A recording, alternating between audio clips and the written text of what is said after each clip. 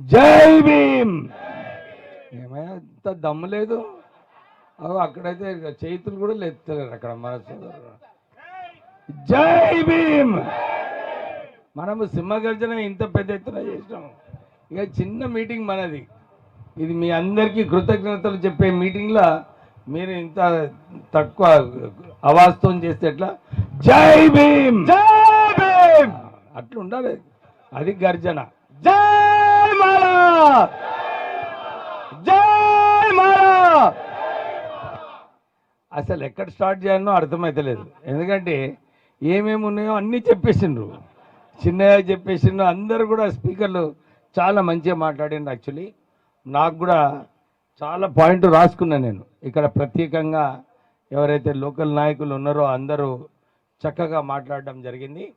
కానీ ఒకటే ఒక అంశం మీ అందరికీ చెప్పేది ఏమంటే, మీరేదైతే చిత్తశుద్ధితోని ఎక్కువ మీరందరూ నాకు చెప్తున్నారు వివేక్ గారు చేస్తున్నారు, వివేక్ గారు చేస్తున్నారు. నేను ఏం చేయలేదు. యాక్చువల్లీ నేను ఏం చేసినానంటే, ఇంతకుముందు మలేషియం అడ్వకేట్ పిపి గారు చెప్పినట్టు నేను చాలా సంవత్సరాల నుంచి మా నాయకులందరూ, మన చిన్నయ్య గారు ఉన్నాడు కదా, మాలమా అన్నాడు, జాతీయ మాలమా అన్నాడు, యువకుడు.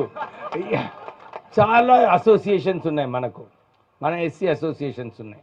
నేను అన్ని చోట్ల కూడా ఇదే చెప్తున్నాను, మీరందరూ ఐక్యంగా ఉండండి, నేను ముందుకు వస్తా. ఏమయ్యా అప్పుడు కూడా చెప్పినా లేదా నీకు? కోర్టులో కూడా నేను అదే విషయం చెప్పడం జరిగింది చాలాసార్లు. నిజంగా చెప్పాలంటే చిన్నయ్య వాళ్ళందరూ కూడా మంచిగా పనిచేసిండ్రు. ఎక్కడ కూడా అవసరం ఉన్నప్పుడు ఢిల్లీకి పోవడము, ఒక బృందంని తీసుకుపోవడం, చాలా కష్టపడిండ్రు. కానీ వాళ్ళ కష్టంలో ఆ ఒక్క కష్టం ఒకటి సరిగా కాలేదు. ఏంటిది అది?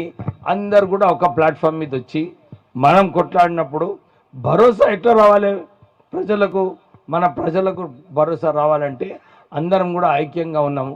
ఎందుకంటే నేను ఇంతకుముందు కూడా చాలాసార్లు చెప్పిన, నేను ముందుకు వచ్చిన తర్వాత నా వెనుక ఎవరు లేకుంటే మరి నా పరిస్థితి ఏమవుతుంది మీరు అందరు కూడా అర్థం చేసుకోవాలి. నేను అందు గురించి చాలా సమయంలో వీళ్ళందరికీ కూడా ఒక ప్లాట్ఫామ్ మీద రావాలి, మనం మీటింగ్ చేసుకోవాలి అని చెప్పి చాలా ప్రయత్నం చేయడం జరిగింది. కానీ విఫలం అయింది. కానీ సుప్రీంకోర్టు డిసిషన్ తర్వాత అందరు కళ్ళు ఇప్పిండ్రు.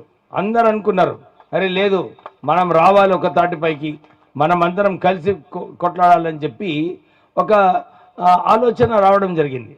కానీ ఇప్పుడే చాలామంది చెప్పినట్టు ఆ రోజు జడ్జిమెంట్ వచ్చిన తర్వాత మన నాయకులందరినీ కూడా కలిసి మాట్లాడిన తర్వాత నేను పోయి ముఖ్యమంత్రి గారిని కూడా కలవడం జరిగింది.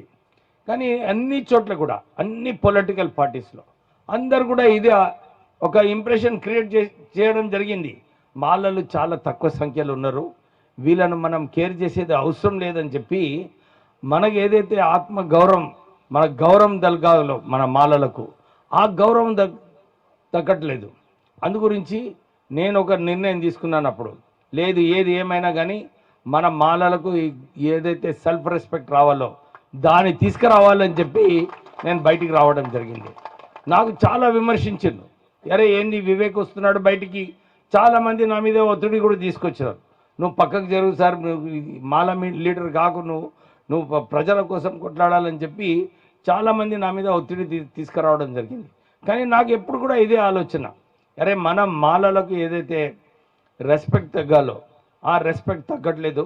ఎందుకంటే రెస్పెక్ట్ వచ్చిన తర్వాత మనం ఏ విషయమైనా కానీ మనం కొట్లాడవచ్చు, అవునా కదా?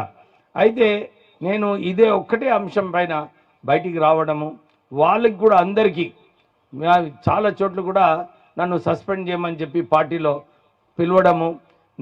మన పార్టీలో కాంగ్రెస్ పార్టీలో నేనున్నా, కాంగ్రెస్ ఎమ్మెల్యేగా ఉన్నా, నేను ఎక్కడ కూడా పార్టీ వ్యతిరేకంగా వెళ్ళలేదు. కేవలము మన హక్కులు, మన మాలల హక్కులకు కాపాడడానికి మనం కొట్లాడాలి. తప్పేమున్నది? మన హక్కుల కోసం మనం కొట్లాడాలి, చట్ట ప్రకారంగా మనం కొట్లాడాలి. అంతే. ఇప్పుడే మన రెజల్యూషన్ కూడా ఏదైతే పాస్ చేసినారో అందరూ కూడా ఇదే అన్నారు, మనము పాపులేషన్ వైజ్ రిజర్వేషన్ చేయాలి, రిజర్వేషన్స్ పెంచాలి. మన డిమాండ్ కూడా అదే ఉంది, మీరు పాపులేషన్ వైజ్ రిజర్వేషన్స్ పెంచాలి. ఇప్పుడే ఇంకొక సోదరుడు కూడా చెప్పినాడు, హర్యానాలో 20% రిజర్వేషన్ చేసినారు, తమిళనాడులో 3% ఎక్కువ రిజర్వేషన్ పెంచినారు.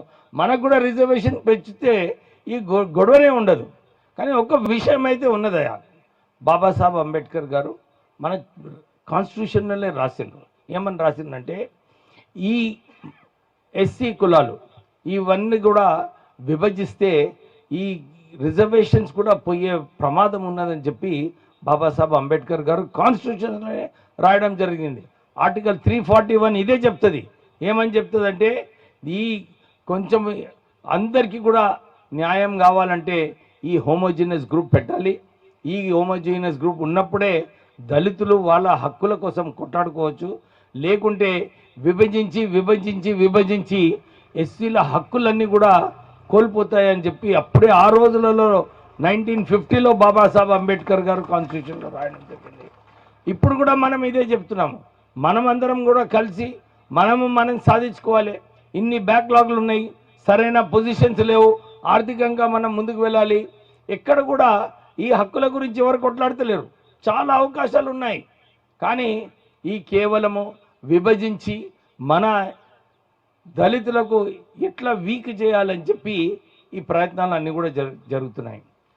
చాలా మంచి విషయం చెప్పినాడు సర్వయ్య గారు, చిన్నయ్య గారు. నిజంగానే ఎవరన్నా సుప్రీంకోర్టు జడ్జిమెంట్ చదివితే ఆ జడ్జిమెంట్లో ఏదైతే కుల వివక్ష 3000 సంవత్సరాల నుంచి కుల వివక్ష జరుగుతుందో దాని గురించి ఎక్కడొక్క అంశం లేదయ్యా ఆ జడ్జిమెంట్లో. కేవలం ఆ జడ్జిమెంట్లో 90% ఏముందంటే నేను చదువుతుంటే ఇంకా ఎక్కువ కోపం వస్తుంది నాకు.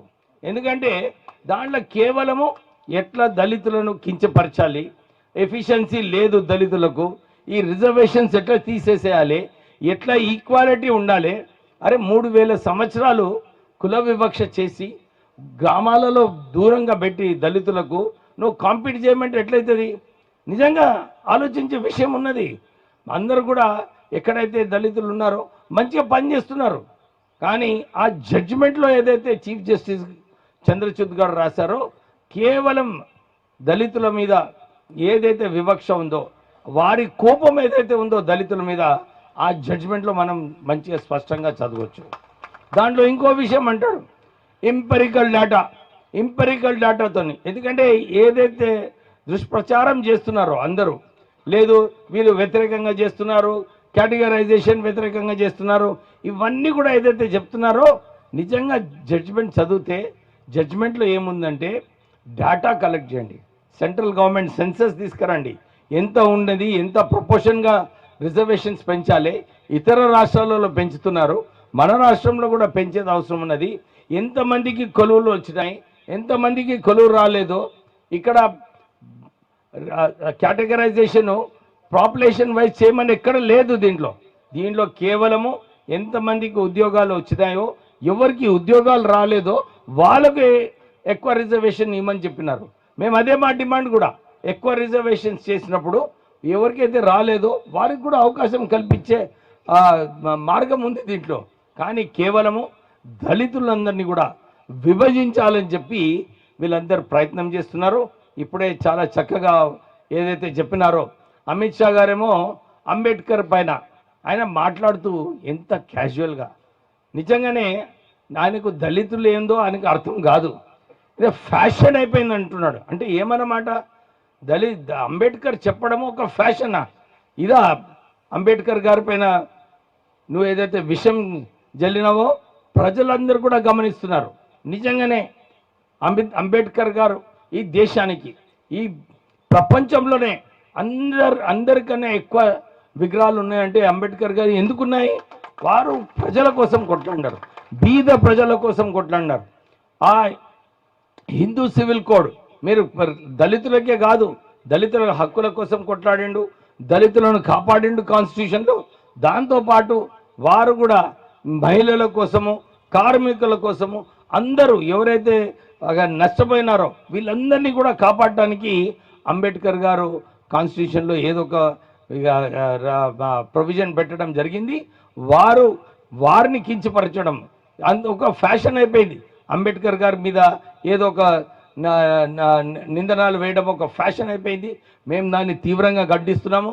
మేము ఇదే చెప్తున్నాము అందరు మాలా సోదరులకి అందరికీ కూడా, మనము ఈ రాష్ట్రంలో సెకండ్ లార్జెస్ట్ కాస్ట్ అన్నమాట.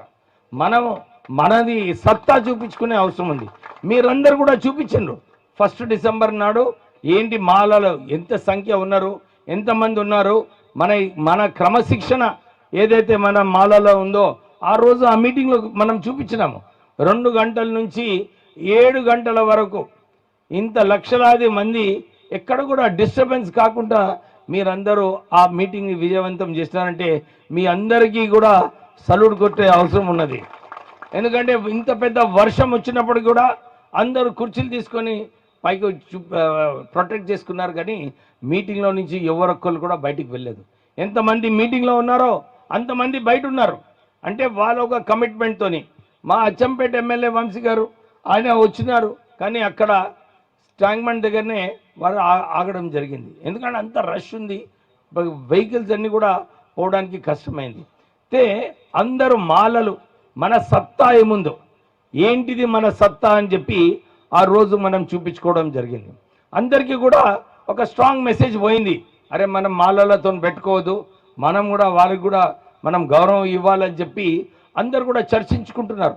ఇప్పుడే వెంకటేశ్వర్లు చెప్పినట్టు చాలామంది కూడా నాకు కూడా అదే ఫీడ్బ్యాక్ ఇవ్వడం జరిగింది. సార్ ఇంత మంచి మీటింగ్ చేసుకున్నారు, ఇదొక అంటే ఒక్క కులంకి చెందిన ఇంత పెద్ద మీటింగు భారతదేశంలోనే ఎక్కడ కాలేదు. మనం దానికి నిజంగా క్రెడిట్ పోవాలంటే మీ అందరికీ ఆ క్రెడిట్కి పోవాలి.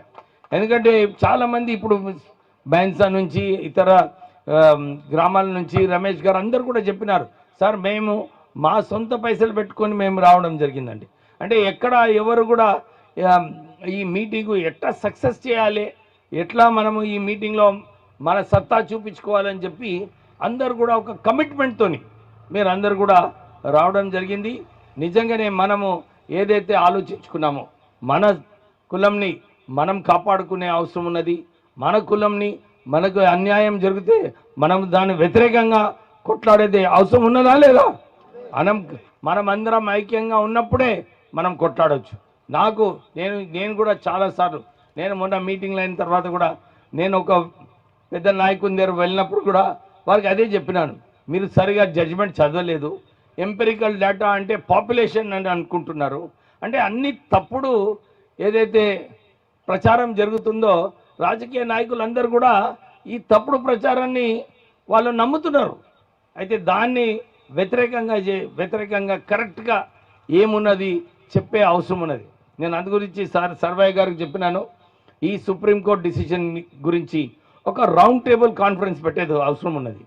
ఎందుకంటే ఈ సుప్రీంకోర్టు డిసిషన్లో నిజంగా సరిగా చదివితే ఇట్లా ఫ్యూచర్లో మళ్ళీ రిజర్వేషన్స్ ఎట్లా తీసేయాలని చెప్పి ఈ ఆలోచన ఉంది ఈ డిసిషన్లో మనము అందరం కూడా అందరు దళితులు ఒక్కటై మనం దీన్ని వ్యతిరేకించుకుంటే మనకు ఫ్యూచర్లో మనకే గండం పెట్టేటట్టు వీళ్ళు కనబడుతున్నది.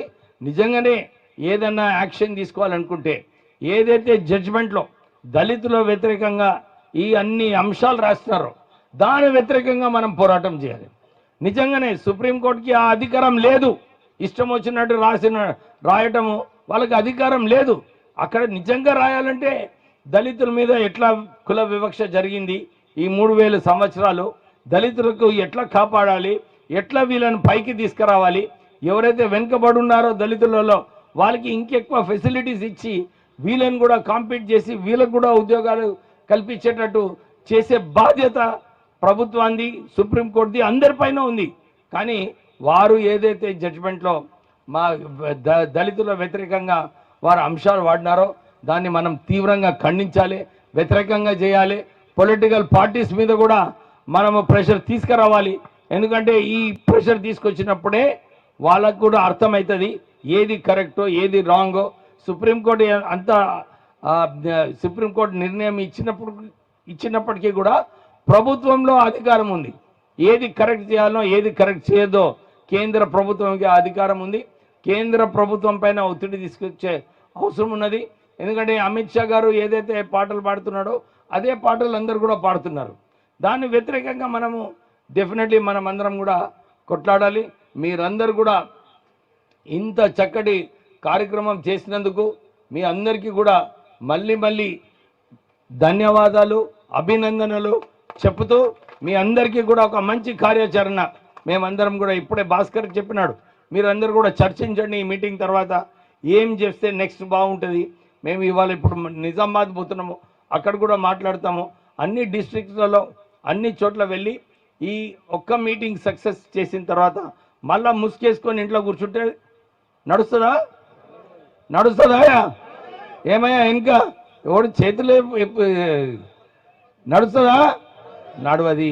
అయితే దానికి మీరందరూ కూడా అలర్ట్ ఉండాలి. మనమందరం ఏదైతే యూనిటీ మొన్న చూపించినామో ఈ యూనిటీ ప్రకారంగా వెళ్ళాలి. పోయినప్పుడు మనకు ఏదైతే మనకు రెస్పెక్ట్ అందరు పొలిటికల్ పార్టీస్ ఇవ్వాలో ఆ రెస్పెక్ట్ వస్తుంది. మన డిమాండ్స్ ఏదైతే ఉన్నాయో ఆ డిమాండ్స్ గురించి అందరు కూడా దాని గురించి ఆలోచించుకొని మన డిమాండ్స్ అన్ని కూడా పూర్తిగా చేస్తారు. ఇంకొక విషయం, చాలామంది అంటున్నారు మనకి ఈ వన్ మ్యాన్ కమిషన్ వచ్చినప్పుడు అందరూ 10 మంది కలిసి ఒక అప్లికేషన్ రాయకండి, అందరూ ఇండివిజువల్ అప్లికేషన్స్ రాయండి. మీరు అందరు కలిసి రాస్తున్నారని చెప్పి మాలల తరఫు నుంచి చాలా తక్కువ అప్లికేషన్స్ పోయినాయని చెప్పి అందరు అనుకుంటున్నారు. అయితే మీరు అందరు కూడా ఇండిపెండెంట్లీ చేయండి. ఎందుకంటే ఈ సెన్సెస్ ప్రకారంగానే నిర్ణయాలు తీసుకుంటారు. చాలామంది చాలా సార్లు చూసినాను, మీరు మాలాలు అని చెప్పుకోనికే ఇంతకుముందు మాలాలు అందరు కూడా ముందుకు రాకపోతుండే, వస్తుండేనాయా. నేను ఇన్ని చోట్ల తిరిగినప్పుడు కూడా ఎవ్వరు కూడా వచ్చి సార్ నేను మాల కులంని, నేను మీ వాడిని అని చెప్పి ఎవరు కలవకపోతుండే. కానీ ఇప్పుడు అందరు వస్తున్నారు ముందుకి, అందరు వచ్చి కలుస్తున్నారు. చాలా సంతోషంగా ఉంది. ఎందుకంటే మాకు కూడా మేమందరం పొలిటికల్ నాయకులం. పొలిటికల్ నాయకులకి ఏం కావాలి? ప్రజలు ఉండాలి మాతోని, అవునా కదా? మీరు ఉంటేనే మనం ఏదైనా చేయొచ్చు. మీరు లేకుంటే మేమేం చేస్తామయ్యా? ఏమైనా చేయవచ్చా? నిజంగా చెప్పండి. అయితే అది ఎప్పుడు కూడా నాయకుల మీద వేయకండి, తోయకండి. మీ బాధ్యత ఇది, మా బాధ్యత, ఇది మా కోసం కొట్లాడాలి మా నాయకులు అని చెప్పి మీరు కూడా మా మీద ఒత్తిడి చేసినప్పుడు, ఇప్పుడే సర్వయ్య గారు చెప్పినప్పుడు అందరు ఎమ్మెల్యేస్ కూడా వస్తారు. వాళ్ళు కూడా వచ్చి అరే మనం అందరం కూడా, ఎందుకంటే నాగరాజు గారు కూడా నేను ఫస్ట్ మీటింగ్లో అయినప్పుడు పాపం వారు ముందుకు వచ్చారు. నాగరాజు గారు వచ్చి చలో అన్న పోదాం, మనం అన్ని చోట్ల పోదాం, తిరుగుదాం. అన్ని డిస్ట్రిక్ట్స్ కూడా తిరిగినప్పుడు చాలా మంచి స్పందన వచ్చింది అందరు నాయకులతో, అక్కడ మన మాల కులస్తులతోని అందరు కూడా. ఇవన్నీ కూడా చూసుకున్న తర్వాత నిజంగానే ఈ 3 నెలలు ఏదైతే తిరిగినామో అన్ని చోట్ల, ప్రత్యేకంగా డిస్ట్రిక్ట్స్ తిరిగిన తర్వాత సిటీలో కూడా తిరిగినప్పుడు చాలా మంచి స్పందన ఉండే అక్కడ. అందరు కూడా అనుకున్నారు అరే ఇంతమంది ఉన్నారా, ఇన్ని బస్తీలు ఉన్నాయా. కొందరు ఎమ్మెల్యేస్ కూడా నాకు ఫోన్ చేసి చెప్తున్నారు, సార్ చాలా బస్తీలు ఉన్నాయి ఇక్కడ, మాల బస్తీలు, మేమందరం కూడా వస్తాము, ఈ మీటింగ్ని విజయవంతం చేస్తామని చెప్పి పెద్ద సంఖ్యలో అందరు కూడా రావడం జరిగింది. మీరు అందరికీ ఒక భరోసా, ఒక ధైర్యం ఇప్పిస్తున్నాను. ఎక్కడ ఏమున్నా కానీ అందరం కలిసి పోరాడదాము, అందరం కలిసి ఉందాము అందరితో. ఎందుకంటే నేను ఎప్పుడూ ఒక్కరిని నిర్ణయం తీసుకొని నేను సర్వయ్య గారికి ఇప్పుడే వారికి సజెస్ట్ చేస్తున్నా, ఒక జేఏసీ ఫామ్ చేయండి. ఒక జేఏసీ ఫామ్ చేసి చర్చించి మన గురించి ఏమేమి డిమాండ్ చేయాలి, మనము రాష్ట్ర ప్రభుత్వం మన ఆఫీసర్లను ఎట్లా ప్రొటెక్ట్ చేసుకోవాలి, మన ఆఫీసర్లను కూడా మంచి పోస్టింగ్స్ కల్పించాలి, ఇవన్నీ కూడా చూసుకునే అవసరం ఉన్నది. డెఫినెట్లీ మేమందరం కూడా కలిసి మీకోసం కొట్లాడతామని చెప్పి మీ అందరికీ భరోసా ఇస్తూ, మనమందరం ఎట్లయితే క్రమశిక్షణతోని, అందరూ కూడా ఆశ్చర్యపడిపోతున్నారు ఇంత క్రమశిక్షణతోని మీరు ఎట్లా మీటింగ్ కండక్ట్ చేస్తున్నారని చెప్పి. సో మీరు అదే క్రమశిక్షణతోని మనం ఈ పోరాటం కొనసాగించాలి. మీరందరూ కూడా ముందుంటే డెఫినెట్లీ మేమందరం కూడా మీతో ఉంటామని చెప్పి మీకు మళ్ళొకసారి భరోసా ఇస్తూ ముగిస్తున్నాను. జై భీమ్, జై భీమ్, జై మాల. మన మాల శివగర్జన శివం గారికి ప్రత్యేకించి ధన్యవాదాలు. ఇప్పుడు ఏం లేదు, ఒకటే 2 నిమిషాల కార్యక్రమం ఉంటుంది. ఆదిలాబాద్ జిల్లా మాల సంక్షేమ సంఘం తరపు నుంచి